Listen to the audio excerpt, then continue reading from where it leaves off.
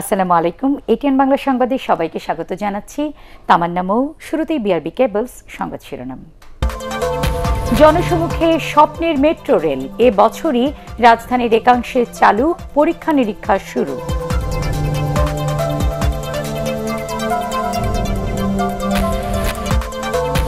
বেড়েছে ফেরি, এরপরও ঘাটে বাড়ি ফেরা মানুষের স্রোত। পন্টুনের রশি ছিঁড়ে নদীতে মাইক্রোবাস।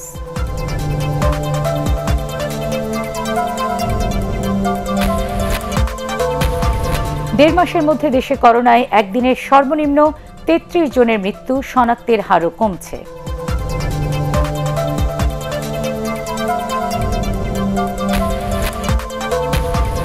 এবং সুরভার্দি উদ্যানে আর গাছ কাটা হবে না, পরিবেশের ভারসাম্য রেখেই প্রকল্প, জানালেন মুক্তিযুদ্ধমন্ত্রী।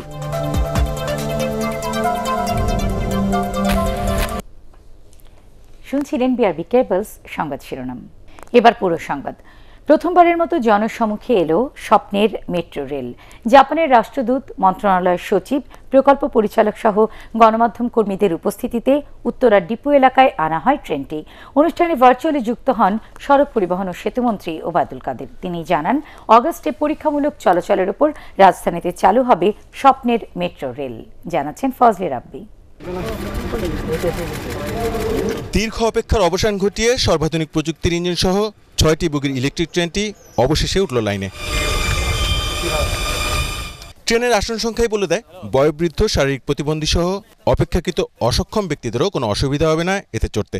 তাদের বসার ব্যবস্থা করা হয়েছে তেমন করেই। সক্ষমরা যাতায়াত করবেন দাঁড়িয়ে।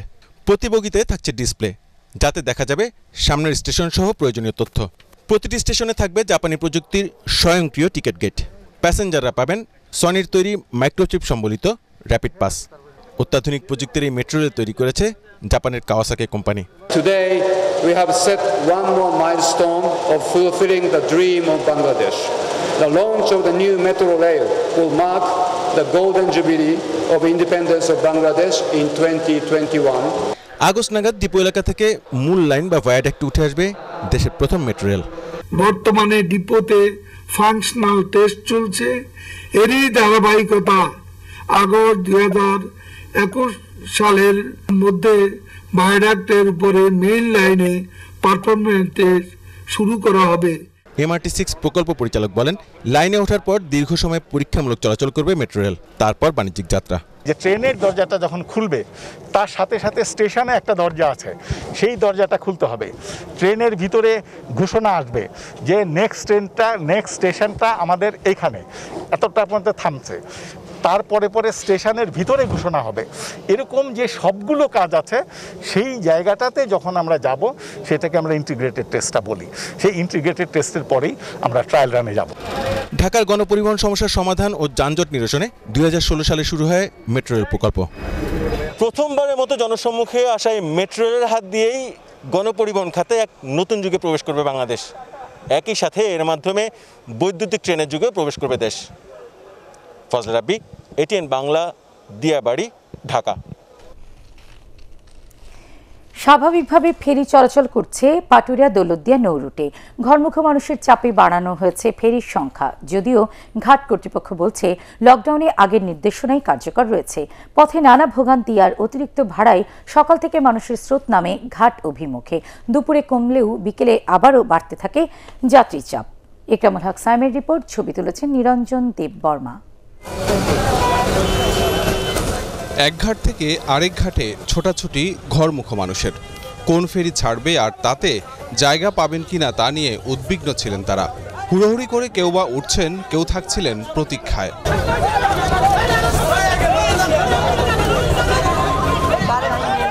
1.5 কিলোমিটার পথ হেঁটে এইটুকু দৌড়ায় এসে মনে হচ্ছে অমূল্য রত্ন পাতাম ফেরিতে একটু জায়গা পেয়ে। অনেক কষ্ট করার পরে উঠতে পারছি। প্রায় আধা ঘন্টার বেশি এখানে দাঁড়ায় আছি, লাস্ট পর্যন্ত উঠতে পারছি। এখন মনে হয় উপরে যাইতে পারবো। সকালে ছেড়ে যাওয়া প্রতিটি ফেরি ছিল যাত্রীতে ঠাসা। ফেরি চলাচল স্বাভাবিক নিয়মে চলবে এমন খবরে অনেকেই ছুটে আসেন ঘাটে। তবে এ নিয়ে ঘাট কর্তৃপক্ষের সিদ্ধান্তে ধোঁয়াশা থাকায় অপেক্ষার প্রহর গুনতে হয় যাত্রীদের। ঘোষণা অনুযায়ী যেহেতু আমরা আসছি, তো আমরা কিন্তু আসলে ভোগান্তির শিকার। এখানে বাচ্চা কাচ্চা আছে, ছেলে মেয়ে আছে, ফ্যামিলি আছে। ওই 16টা ফেরি চলে, সাথে আরও কিছু ফেরি যোগ করে সচল রাখবে। এই ঘোষণার পরেই আমরা সেহেরি খেয়ে রওনা দিচ্ছি, অনেকেই আগে রওনা দিচ্ছে, এসে দেখি যে ওই ঘোষণাটা কার্যকর হচ্ছে না। জনগণ তো ঠিক রাখা সম্ভব না, সম্ভব এতে তো আমার মনে হয় করোনা আরও বাড়তেছে। সকাল 11টা থেকে ছোট বড় প্রায় সব ফেরি চলাচল শুরু করলে ঘাটে কমে যায় যাত্রীদের ঢল। তবে ফেরি চলাচল স্বাভাবিক হওয়া নিয়ে পুলিশ ও ঘাট কর্তৃপক্ষের বক্তব্য ছিল ভিন্ন। প্রচণ্ড ঝড়ো আবহাওয়া এবং বৃষ্টি হচ্ছে, এই অবস্থায় নারী, শিশু, বৃদ্ধ, বয়স্ক যে সকল লোকজন ঘাটে এসে অবস্থান করছেন তাদের যে কোনো দুর্ঘটনা থেকে রক্ষা করতেই মূলত যে ফেরিগুলো চলাচল করছে সেই ফেরিগুলোকে যাত্রী চলে যাওয়াটাকে আমরা মোটামুটি অ্যালাউ করছি।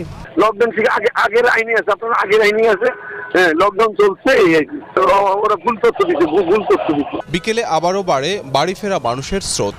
তবে ঝোড়ো আবহাওয়ায় কিছুটা ব্যাঘাত ঘটে ফেরি চলাচলে। করোনা সংক্রমণের মধ্যে নানা বিধিনিষেধ দিয়েও আটকানো যায়নি ঘরমুখো মানুষের এই যাত্রা। নানা কষ্ট, ভোগান্তি আর প্রতিবন্ধকতা এড়িয়ে তারা ছুটছেন নারীর টানে।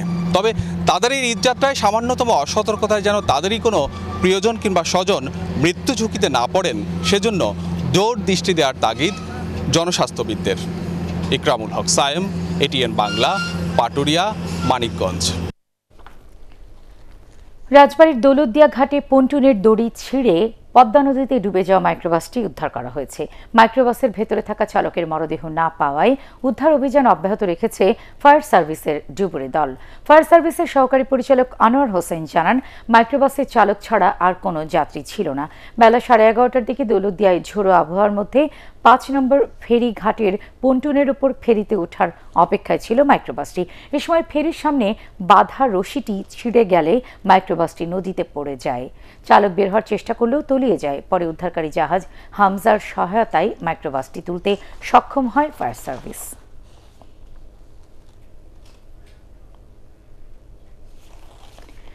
দূরপাল্লার বাস বন্ধ, তবু বিকল্প বাহনে রাজধানী ছাড়ছে মানুষ। প্রাইভেট কার, মাইক্রোবাসের পাশাপাশি পিকআপ ভ্যান ও ট্রাকে চেপেও যাত্রী পরিবহন করা হচ্ছে। আবার কেউ গ্রামে ফিরছেন জেলায় জেলায় বাস পাল্টিয়ে। করোনা মহামারীর মধ্যে কাউকে ঢাকার বাইরে যেতে তেমন বাধা দিচ্ছে না প্রশাসনও, বরং নানা কায়দায় মানুষের বাড়ি ফেরার এই ঢল সামলাতে হিমশিম অবস্থা ট্রাফিক পুলিশের। রিপোর্ট করছেন হুমায়ুন চিশতি। গোপালগঞ্জের পারভিন থাকেন ঢাকার আদাবর এলাকায়। ঈদের ছুটিতে বাড়ি যাওয়ার জন্য ছেলে, মেয়ে, নাতি ও বৃদ্ধা শাশুড়িকে নিয়ে এসেছেন গাবতলীতে।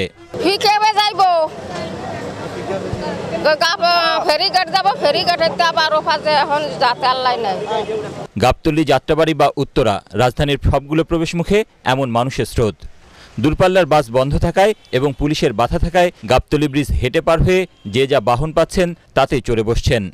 স্বাস্থ্যবিধি বা মহামারী আতঙ্কের চেয়ে এসব মানুষের কাছে ঈদে বাড়ি ফেরাই বেশি জরুরি। সকালে কুমিল্লা থেকে রওনা হয়েছি, এখন বেলা কয়টা বাজে, এখন এই পর্যন্ত আসলাম, এখন কুষ্টিয়া তো কত দূর। আর্থিকভাবে যারা সচ্ছল তাদের অনেকেই ঢাকা ছাড়ছেন প্রাইভেট কারে, আবার কেউ কেউ মাইক্রোবাস ভাড়া করে।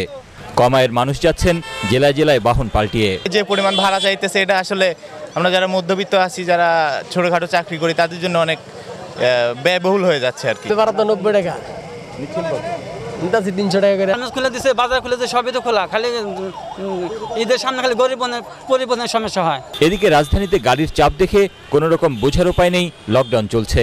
যেগুলো চলাচলের অনুমতি আছে, যেমন ডাক্তারের গাড়ি, গার্মেন্টসের গাড়ি, সেগুলো যেতে দিচ্ছি আমরা, বাট যেগুলো অনুমতি নেই সেগুলো আমরা চেক করতেছি।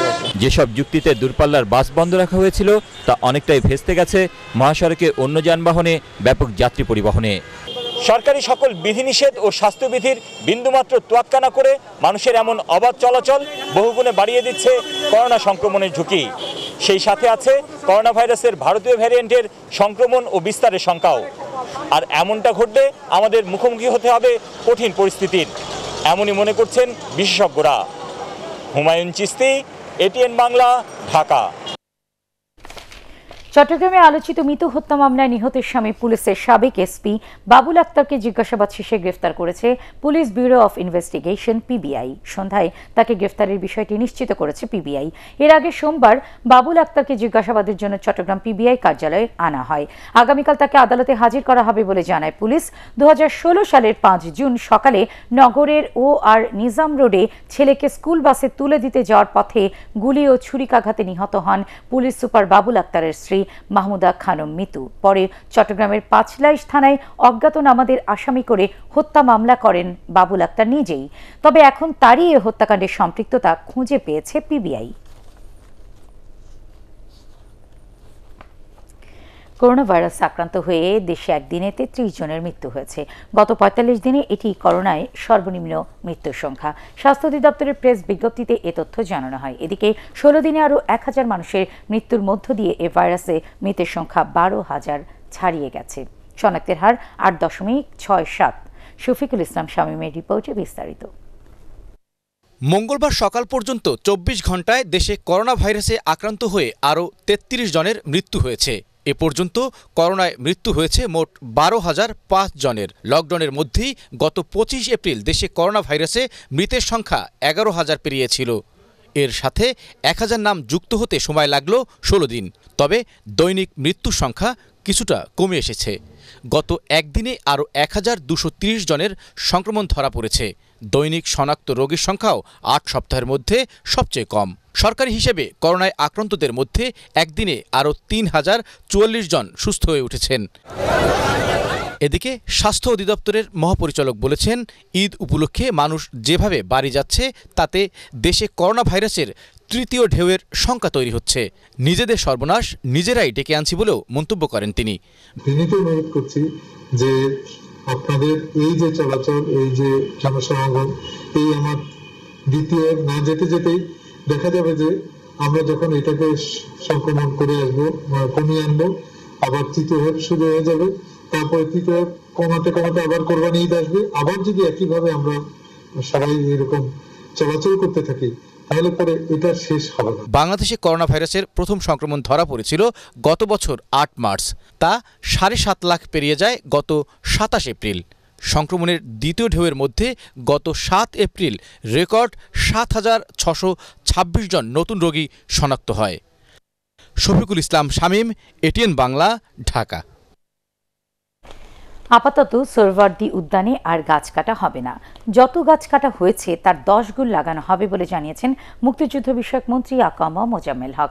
ইতিহাস সংরক্ষণের স্বার্থে মুক্তিযুদ্ধের সাথে সম্পর্কিত সকল ঐতিহাসিক স্থান যথাযথ মর্যাদায় সংরক্ষণ করা হবে বলেও সংবাদ সম্মেলনে জানান মন্ত্রী। জানাচ্ছেন নিয়াজ জামান সজীব। বঙ্গবন্ধুর ঐতিহাসিক 7ই মার্চের ভাষণ, পাকিস্তানি হানাদার বাহিনীর আত্মসমর্পণ সহ বাংলাদেশের অভ্যুদয়ের ইতিহাসের সাথে মিশে আছে সোহরাওয়ার্দী উদ্যান। এখানেই শেখ মুজিবুর রহমানকে বঙ্গবন্ধু উপাধি দেওয়া হয়। 1972 সালের 10ই জানুয়ারি বঙ্গবন্ধু স্বাধীন বাংলাদেশে ফিরলে এখানেই তাকে গণসংবর্ধনা দেওয়া হয়। বঙ্গবন্ধু নিজেও এখানে গাছ লাগিয়েছিলেন। তবে জিয়াউর রহমানের শাসন আমলে এখানকার ঐতিহাসিক সব নিদর্শন মুছে দিতে গাছ কেটে করা হয়েছিল শিশু পার্ক। ইতিহাস ভুলিয়ে দেওয়ার জন্য শিশু পার্ক করা হয়েছে। এটা খুব তাৎপর্যপূর্ণ ব্যাপার। আমরা আজকে শিশু পার্ক রাখছি অন্য আদলে। এখানে আসবে মানুষ, ইতিহাস জানবে। এককালে পাকিস্তানের সময় গোরদরের মাঠ ছিল, প্রকারান্তর জুয়া খেলা। বঙ্গবন্ধু বন্ধ করে দিয়েছিলেন, মদ জুয়া আপনারা জানেন, সংবিধানে লিখে বন্ধ করে দিয়েছিলেন। এই উদ্যানের সাথে জড়িত ইতিহাস নতুন প্রজন্মের সামনে তুলে ধরতে এখানে স্বাধীনতা স্তম্ভ নির্মাণ করেছে আওয়ামী লীগ সরকার। চলছে এর 3য় পর্যায়ের কাজ। এই পরিকল্পনা বাস্তবায়নে উদ্যানের 50টি গাছ কাটা হয়েছে। আরও 50টি গাছ কাটার পরিকল্পনা ছিল। তবে গাছ কাটা কত কমানো যায় সে বিষয়ে পরিবেশবিদদের দিয়ে একটি কমিটি করেছে সরকার। কোন প্রেক্ষাপটে কাটা হয়েছে বা আমাদের প্ল্যানের সাথে এটা তো আমরা সর্বমহলে গভর্নমেন্টের যে নিয়ম কানুন সেগুলো অনুযায়ী সর্বোচ্চ পর্যায় থেকে আমরা এটা অনুমোদন করেছি। আমরা দেখবো যে কোনো ব্যত্যয় ঘটেছে কিনা। সেগুলো দেখে যদি যেগুলো দেখা যায় যে অন্যায়, মানে তারা সেখানে সাবধানতা অবলম্বন করে নাই বা সতর্ক ছিল না, নিশ্চয়ই আমরা সে ব্যাপারে সরকার আদালতের প্রতি শ্রদ্ধাশীল জানিয়ে মুক্তিযুদ্ধ মন্ত্রী বলেন, আইন মেনে উদ্যান উন্নয়নের কাজ হচ্ছে।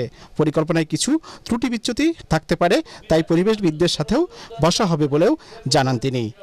নিয়াজ জামান সজীব, এটিএন বাংলা, ঢাকা। ঐতিহাসিক সোহরাওয়ার্দী উদ্যানে আগামী ২০ মে পর্যন্ত গাছ না কাটার মৌখিক নির্দেশনা দিয়েছে হাইকোর্ট। নির্দেশনার বিষয়টি সংশ্লিষ্টদের জানাতে অ্যাটর্নি জেনারেলকে বলা হয়েছে। মুক্তিযুদ্ধ বিষয়ক মন্ত্রণালয়ের সচিব সহ ৪ জনের বিরুদ্ধে আদালত অবমাননার আবেদনের প্রাথমিক শুনানি শেষে বিচারপতি মামুনুর রহমান ও বিচারপতি খন্দকার দিলেরুজ্জামানের ভার্চুয়াল বেঞ্চ এ আদেশ দেন। আমরা আদালতকে বলেছি যে এই রায়ের মধ্যে যে স্থাপনা, বঙ্গবন্ধুর ঐতিহাসিক ৭ই মার্চের ভাষণ, পাকিস্তান আর্মি সারেন্ডার করা, এই জায়গাগুলো সুনির্দিষ্ট করে বিশেষ কমিটির মাধ্যমে সুনির্দিষ্ট করে সেগুলো করার কথা, সেগুলো হয়েছে বলে কোথাও আমরা এরকম তথ্য পাইনি। ২০ মে পরবর্তী শুনানি, এবং এর মধ্যে এই সোহরাওয়ার্দী উদ্যানের গাছ কাটার যে কার্যক্রম সেটি বন্ধ রাখার জন্য লার্নেড অ্যাটর্নি জেনারেলকে নিশ্চিত করতে বলেছেন। অর্থাৎ ২০ তারিখ পর্যন্ত সোহরাওয়ার্দী উদ্যানের যে গাছ কাটা সেগুলোর কার্যক্রম বন্ধ থাকবে।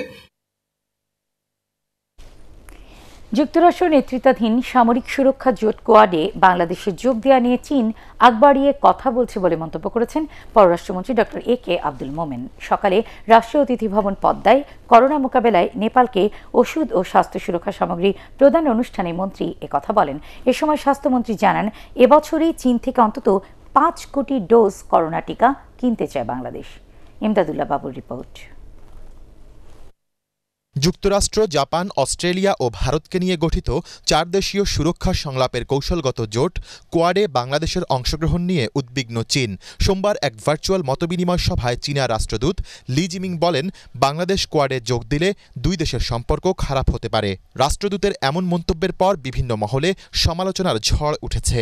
মঙ্গলবার এক অনুষ্ঠানে এ প্রসঙ্গে পররাষ্ট্রমন্ত্রী ডক্টর এ.কে আব্দুল মোমেন জানান, বাংলাদেশ স্বাধীন সার্বভৌম দেশ হিসেবে কোয়াডের বিষয়ে সিদ্ধান্ত নেবে। এ ব্যাপারে চীনা রাষ্ট্রদূতের বক্তব্য আগ্রাসী ও দুঃখজনক বলেও মন্তব্য করেন মন্ত্রী। এটা খুবই দুঃখজনক যে আমরা কি করব না করব সেটা আরেকজন বড় করে ওনারা ওনাদের বক্তব্য দিতে পারেন, আমরা উই অলওয়েজ ওয়েলকাম। তবে এই দিস যে বিহেভিয়ারটা মনে হয়েছে জানি একটু মানে চাইনিজদের কাছ থেকে আমরা এই ধরনের বিহেভিয়ার আশা করি। এ সময় স্বাস্থ্যমন্ত্রী জাহিদ মালেক জানান, উপহার হিসেবে দেয়া চীনের ৫ লাখ ডোজ করোনা টিকা বুধবার দেশে আসবে। দ্বিতীয় ডোজ হাতে রেখেই এই টিকা ব্যবহার করা হবে। তারা ৫ লক্ষ দিচ্ছে, আমরা লেটার অফ ইন্টারেস্টও পাঠিয়েছি ক্রয় করার জন্য। আমাদের চাহিদা থাকবে যে আমাদেরকে অন্তত ৪-৫ কোটি ডোজ তারা ইনিশিয়ালি দিক, আরও বেশি দিলেও আমরা নিব। এর আগে করোনা মোকাবিলায় জরুরি ওষুধ ও স্বাস্থ্য সুরক্ষা সামগ্রী নেপালের রাষ্ট্রদূত ডক্টর বানসিধর মিশ্রার হাতে তুলে দেয়া হয়। ইমদাদুল্লাহ বাবু, ATN Bangla, Dhaka. BNP chairperson Begum Khaleda জিয়ার অবস্থা এখনও সংকটাপন্ন বলে জানিয়েছেন দলের মহাসচিব মির্জা ফখরুল ইসলাম আলমগীর। চেয়ারপারসনের গুলশান কার্যালয়ের সংবাদ সম্মেলনে তিনি বলেন, বর্তমান অবস্থায় দেশে খালেদা জিয়ার উন্নত চিকিৎসা সম্ভব নয়। তার বিদেশে চিকিৎসার আবেদন নাকচ করাকে অগ্রহণযোগ্য দাবি করে মির্জা ফখরুল আরও বলেন, অতীতে সাজাপ্রাপ্ত অনেকের বিদেশে চিকিৎসার নজির রয়েছে। রিপোর্ট করছেন মইনুল হাসান। হাসপাতালে চিকিৎসাধীন বেগম খালেদা জিয়ার শারীরিক অবস্থার কিছুটা উন্নতি হয়েছে। কৃত্রিম অক্সিজেন ছাড়া স্বাভাবিক শ্বাস প্রশ্বাস নিচ্ছেন তিনি। দলের মহাসচিব মির্জা ফখরুল ইসলাম আলমগীর তথ্য জানিয়ে বলেন, তবে এখনও বেগম জিয়া আশঙ্কামুক্ত নন। প্রেশার, টেম্পারেচার, অক্সিজেন, আপনার যেটাকে অক্সিজেন স্যাচুরেশন বলে, এগুলো এখন আপাততভাবে এখন আল্লাহর হুকুমে এখন আপনার কিছুটা নর্মালের দিকে চলে এসছে। তার মূল কতগুলো বিষয় আছে যে বিষয়গুলো কিন্তু এখন অত্যন্ত বিপজ্জনক, আশঙ্কাজনক আছে। তার কিডনির সমস্যা আছে, দ্যাটস এ রিয়েল প্রবলেম। তার হার্টের সমস্যা আছে, দুটো, যেটাকে ডাক্তাররা এখনও আপনার অত্যন্ত উদ্বিগ্ন আছেন। বিদেশে চিকিৎসার আবেদন বাতিল হওয়াকে অমানবিক মন্তব্য করে তিনি বলেন, সাবেক এ প্রধানমন্ত্রীর জীবন নিয়ে রাজনীতি করছে সরকার। বেগম খালেদা জিয়া দণ্ডপ্রাপ্ত আসামি হওয়ায় বিদেশে চিকিৎসার জন্য অনুমতি দেওয়ার এখতিয়ার সরকারের নেই বলে যে আইনি ব্যাখ্যা বা মতামত সরকারের পক্ষ থেকে দেওয়া হয়েছে, তার সঙ্গে আমরা একেবারেই একমত। ৪০১ ধারায় সরকারকে ক্ষমতায় দেওয়া হয়েছে সাজাপ্রাপ্ত আসামির বিষয়ে শর্তহীন কিংবা শর্তযুক্ত সিদ্ধান্ত নেওয়ার। সংবাদ সম্মেলনে অভিযোগ করা হয়, একজন জনপ্রিয় নেত্রী ও সাবেক প্রধানমন্ত্রীর অসুস্থতা ও তার জন্মদিন নিয়ে সরকারের কয়েকজন মন্ত্রী রাজনৈতিক শিষ্টাচার বহির্ভূত বক্তব্য রাখছেন। মইনুল হাসান, এটিএন বাংলা, ঢাকা। দেশবিরোধী ষড়যন্ত্র আরও বেগবান করতেই বেগম খালেদা জিয়াকে বিএনপি বিদেশে পাঠাতে চায় বলে মন্তব্য করেছেন তথ্য ও সম্প্রচার মন্ত্রী ডক্টর হাসান মাহমুদ। রাজধানীর বঙ্গবন্ধু অ্যাভিনিউয়ে মৎস্যজীবী লীগ আয়োজিত ঈদ উপহার বিতরণ অনুষ্ঠানে তিনি কথা বলেন। বিএনপি নেতাদের বক্তব্যের জবাবে তথ্যমন্ত্রী আরও বলেন, আওয়ামী লীগ নয়, প্রতিহিংসার রাজনীতি করে বিএনপি। অনুষ্ঠানে অন্যান্যের মধ্যে আরও বক্তব্য রাখেন আওয়ামী লীগের প্রচার ও প্রকাশনা সম্পাদক আব্দুস সোবহান গোলাপ। আমাদের নেত্রী যে সহমর্মিতা সহানুভূতি প্রদর্শন করেছেন, সেদিক থেকে বিএনপি এবং খালেদা জিয়ার অনেক কিছু শেখার আছে। এখন যে ষড়যন্ত্রগুলো করা হচ্ছে, সেই ষড়যন্ত্রগুলোকে বেগবান করার জন্য বেগম খালেদা জিয়াকে তারা আসলে বিদেশ নিয়ে যেতে চেয়েছিল, অন্য কোনো উদ্দেশ্য নয়। বান্দরবানের রুমা উপজেলায় সন্ত্রাসীদের আস্তানায় অভিযান চালিয়ে দুটি রাশিয়ান SMG রাইফেল, 15 রাউন্ড গুলি, দেশীয় মদসহ বিপুল সংখ্যক মাদকদ্রব্য জব্দ করেছে সেনাবাহিনী। ভোরে উপজেলার মিনঝিরি পাড়ার কাছে পাহাড়ের ওপরে একটি জুম ঘরে অভিযান চালিয়ে এসব সরঞ্জাম জব্দ করে সেনাবাহিনী সদস্যরা। বাহিনীর রুমা 27 বেঙ্গল জোনের অধিনায়ক লেফটেন্যান্ট কর্নেল মোহাম্মদ জোবায়ের শফিক জানান, একদল সন্ত্রাসী জুম ঘরে অবস্থান করছে এমন সংবাদের ভিত্তিতে সেনাবাহিনী সেখানে অভিযান চালায়। এ সময় সন্ত্রাসীরা সেনাবাহিনীর সদস্যদের লক্ষ্য করে গুলি ছোড়ে। আত্মরক্ষায় সেনাবাহিনীও পাল্টা গুলি ছুড়লে তারা পালিয়ে যায়। বিএনপি নেত্রী খালেদা জিয়ার জন্য বিদেশ নয়, দেশের হাসপাতালেই সর্বোচ্চ চিকিৎসার ব্যবস্থা আছে বলে মন্তব্য করেছেন আওয়ামী লীগের যুগ্ম সাধারণ সম্পাদক বাহাউদ্দিন নাসিম। তবে আদালত সুযোগ দিলে বিদেশেও তার চিকিৎসা চলতে পারে বলেও মনে করেন তিনি। বংশালে ঢাকা মহানগর দক্ষিণ আওয়ামী লীগ আয়োজিত দরিদ্রদের মাঝে ঈদ সামগ্রী বিতরণ অনুষ্ঠানে তিনি এসব কথা বলেন। এ সময় যতদিন করোনা থাকবে ততদিন মানুষের পাশে থাকার ঘোষণা দেন মহানগর আওয়ামী লীগের সাধারণ সম্পাদক হুমায়ুন কবির। এদিকে আগারগাঁয়ে অসহায় শিশুসহ 300 পরিবারের মধ্যে ঈদ উপহার বিতরণ করেন মহানগর যুবলীগ উত্তরের নেতারা। এ সময় উপস্থিত ছিলেন মহানগর উত্তরের ভারপ্রাপ্ত সভাপতি জাকির হোসেন বাবুল ও সাধারণ সম্পাদক মোহাম্মদ ইসমাইল হোসেন সহ নগর ও ওয়ার্ডের নেতৃবৃন্দ। ঝালকাঠির গণপূর্ত বিভাগের নির্বাহী প্রকৌশলী মোহাম্মদ আবদুল্লাহ আল মাসুম করোনা আক্রান্ত হয়ে রাজধানীর একটি হাসপাতালে মারা গেছেন। ইন্না লিল্লাহি ওয়া ইন্না ইলাইহি রাজিউন। তার বয়স হয়েছিল 43 বছর। তিনি BCS 24তম গণপূর্ত ক্যাডারের সদস্য ছিলেন। করোনা আক্রান্ত হয়ে প্রায় 1 মাস ধরে চিকিৎসাধীন ছিলেন এই কর্মকর্তা। ই ভ্যালি ঈদবাজার। পছন্দের পোশাকের সাথে নতুন জুতা না হলে যেন পরিপূর্ণতা পায় না ঈদের আনন্দ। তাই জুতার দোকানে ভিড় ক্রেতাদের। এবার করোনা ভাইরাসের কথা মাথায় রেখে কিছুটা সাশ্রয়ী মূল্যের জুতা এনেছেন দোকানিরা। আরও জানাচ্ছেন রাবেয়া আক্তার সুবর্ণা।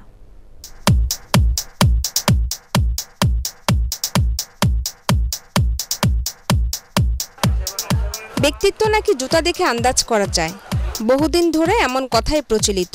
ফ্যাশন সচেতন অনেকের কাছেই বিষয়টা গুরুত্বের। তাই ঈদের জামা কাপড়ের সাথে ম্যাচ করে জুতা কিনছেন অনেকেই।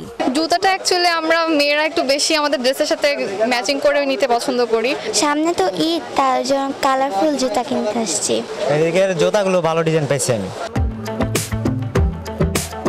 এবার গরমের মধ্যে ঈদ, হতে পারে বর্ষাও। সেসব বিবেচনা করে জুতা আনা হয়েছে দোকানে। বাহারি ডিজাইনের জুতার চাহিদাও বেশি। বাচ্চা কাচ্চা পরিবারের সদস্যদের জন্য পূর্বে কাপড় চোপড় নিয়েছি, এখন শুধু জুতার জন্য আসছি জুতার মার্কেটে। দাম তো মানে নরমালের তুলনায় একটু বেশি। করোনা ভাইরাস আর লকডাউনের কারণে জুতার বাজারে ক্রেতা একটু কম, মানুষের হাতে পর্যাপ্ত টাকাও নেই। এসব বিবেচনা করেই জুতা আনা হয়েছে বলে জানান দোকানিরা। যে দাম দিয়ে কিনে আনছি এর চেয়ে একটু কম বলতেছে আর কি, মানে বিক্রি করতে কষ্ট হইতেছে। মেয়েদের চলতেছে এখন মনে করেন বক্স সিলেট টাইপের, ঠিক আছে, গর্জেস আছে, এগুলো লেহেঙ্গা শাড়ি সব কিছুতে পরা যায়। ছেলেদের আছে মনে করেন 700 বুশ, তারপর বাসন 2 আছে। শেষ মুহূর্তে বিক্রি আরো বাড়তে পারে বলে আশা করছেন দোকানিরা। রাবেয়া আক্তার সুবর্ণা, ATN বাংলা, ঢাকা। আল রাফা ইসলামী ব্যাংক অর্থ সংবাদ।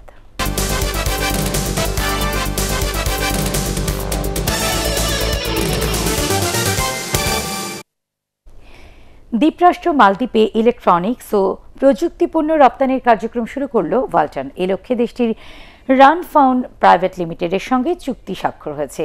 ডিস্ট্রিবিউটরশিপ অ্যাগ্রিমেন্ট সাইনিং শীর্ষক ভার্চুয়াল অনুষ্ঠানে এই চুক্তি সই হয়। ওয়ালটনের আন্তর্জাতিক বিপণন বিভাগের প্রেসিডেন্ট এডওয়ার্ড কিম এবং রানফাউনের স্বত্বাধিকারী মোহাম্মদ ফাতি ও মোহাম্মদ শাফিউ এতে সই করেন। মালদ্বীপের হাই কমিশনার শিরোজিমাত সামির এবং ওয়ালটন হাইটেক ইন্ডাস্ট্রিজের পরিচালক এস এম মাহবুবুল আলম ও নিশাত তাসনিম সূচি এ সময় উপস্থিত ছিলেন। জিপিএইচ গ্রুপের উদ্যোক্তা পরিচালক ও ক্রাউন সিমেন্টের প্রতিষ্ঠাতা বীর মুক্তিযোদ্ধা আলহাজ মোহাম্মদ আব্দুর রউফ মারা গেছেন। ইন্না লিল্লাহি ওয়া ইন্না ইলাইহি রাজিউন। দুপুরে রাজধানীর একটি হাসপাতালে চিকিৎসাধীন অবস্থায় তার মৃত্যু হয়। আব্দুর রউফ জিপিএইচ গ্রুপের চেয়ারম্যান জাহাঙ্গীর আলমের বড় ভাই। মৃত্যুকালে তার বয়স হয়েছিল ৬৭ বছর।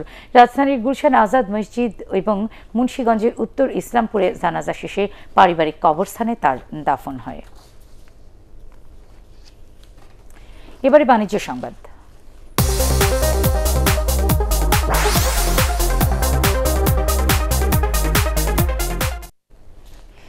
বিশিষ্ট শিল্পপতি লায়ন জাহাঙ্গীর আলম মানিক 2021-23 মেয়াদে চেম্বার গ্রুপের পক্ষে এফবিসিসিআই এর পরিচালক পদে নির্বাচিত হয়েছেন। তিনি সানজি গ্রুপের ব্যবস্থাপনা পরিচালক এবং মেঘনা ব্যাংক লিমিটেডের উদ্যোক্তা পরিচালক ও ঝুঁকিপূর্ণ ব্যবস্থাপনা কমিটির চেয়ারম্যান। সেহরির সময়সূচি।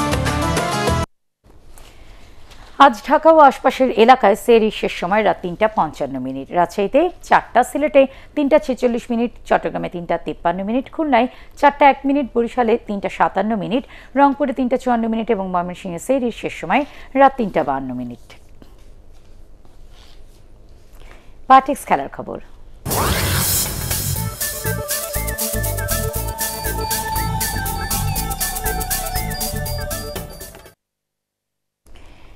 শেখ জামাল ধানমন্ডি ক্লাবকে 3-1 গোলে হারিয়ে প্রিমিয়ার ফুটবল লিগের প্রথম জয় পেল আরামবাগ ক্রীড়া সংঘ। বঙ্গবন্ধু জাতীয় স্টেডিয়ামে খেলার 15 মিনিটে শেখ জামালকে এগিয়ে দেন পা ওমর জোবে। পিছিয়ে থাকা আরামবাগ প্রথমার্ধে যোগ করার সময়ে আব্দুল কাদিরভের গোলে সমতায় ফিরে দ্বিতীয়ার্ধে আরও 2 গোল করে আরামবাগ। 54 মিনিটে ওমর ফারুক 2-1 গোলে এগিয়ে দেন আরামবাগকে। আর 57 মিনিটে নিহাত জামান উচ্ছ্বাসের গোলে 3-1 ব্যবধানে জয় নিশ্চিত করে আরামবাগ। এতে 15 ম্যাচে 32 পয়েন্ট নিয়ে তৃতীয় স্থানে রইল শেখ জামাল, আর সমান ম্যাচে 5 পয়েন্ট নিয়ে তলানিতেই আছে আরামবাগ। বিশ্বকাপ আর্চারি স্টেজ 2-এ অংশ নিতে আগামী 16 মে সুইজারল্যান্ডের উদ্দেশ্যে ঢাকা ছাড়বে 13 সদস্যের আর্চারি দল। দলের 3 জন কর্মকর্তার বাকিরা সবাই খেলোয়াড়। প্রতিযোগিতায় রিকার্ভ পুরুষ ও মহিলা এবং কম্পাউন্ড ইভেন্টে প্রতিদ্বন্দ্বিতা করবেন বাংলাদেশের আর্চাররা। সুইজারল্যান্ডের লুজানে 17 থেকে 23 মে প্রতিযোগিতায় 36টি দেশের 128 জন পুরুষ এবং 108 জন নারী আর্চার প্রতিদ্বন্দ্বিতা করবে। বিশ্বকাপ আর্চারি স্টেজ 2 প্রতিযোগিতায় ভালো ফলাফলই কামনা করছেন বাংলাদেশ আর্চারি ফেডারেশনের কর্মকর্তারা। না থাকলে কেউ কোনোদিন আগাতে পারে না, এই জন্য যায়ই না। আমাদের টার্গেট ছিল অলিম্পিকে আমরা খেলবো। 2010 সালে মিলন সেটা দেখিয়ে দিয়েছে। প্রথম যুব অলিম্পিকে সেমিফাইনালিস্ট বাংলাদেশের ইতিহাসে মিলনই সৃষ্টি করেছে। আপনি দেখেন যে বিদেশের মাটিতে 10 বার জাতীয় সংগীত বেজেছে কোন ডিসিপ্লিনে? আর্চারি। শেষ করার আগে বিআরবি কেবলস সংবাদ শিরোনাম আরও একবার। জনসমুখে স্বপ্নের মেট্রো রেল এবছরই রাজধানীর একাংশে চালু, পরীক্ষা নিরীক্ষা শুরু।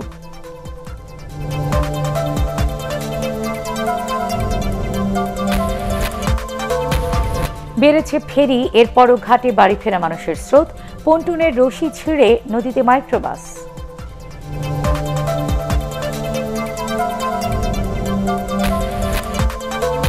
দেড় মাসের মধ্যে দেশে করোনায় একদিনে সর্বনিম্ন 33 জনের মৃত্যু, শনাক্তের হারও কমছে।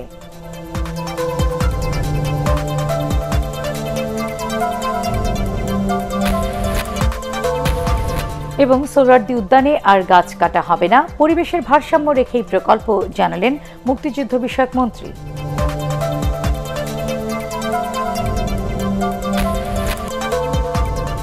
পরবর্তী সংবাদ দেখার আমন্ত্রণ জানিয়ে এখনকার মতো শেষ করছি। করোনা ভাইরাস থেকে নিজেকে সুরক্ষিত রাখতে মাস্ক পরুন, বারবার হাত পরিষ্কার করুন, আর এটিএন বাংলা সংবাদ ইউটিউবে দেখতে ব্রাউজ করুন youtube/ATN Bangla News। আল্লাহ হাফেজ।